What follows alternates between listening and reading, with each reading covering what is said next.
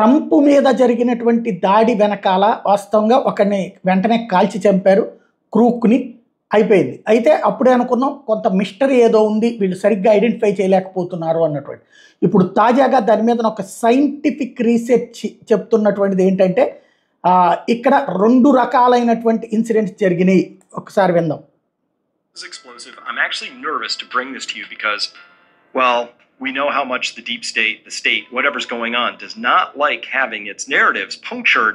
But obviously, there's a lot wrong with the Trump shooting. I'm going to show you rock solid evidence today, and I'm making this public. I've been chewing on this for a while.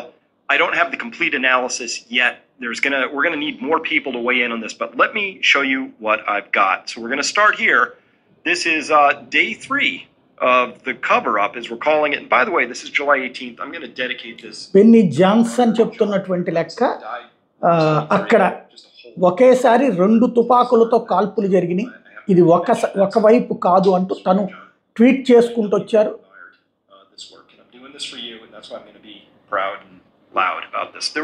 మొత్తం 2 shooters ఉన్నారు అన్నట్టు. దీంతో ఇప్పుడు కలకలం రేగుతోంది అమెరికాలో. మరి దీని మీద సీక్రెట్ సర్వీస్ ఏమంటుందో చూడాలి.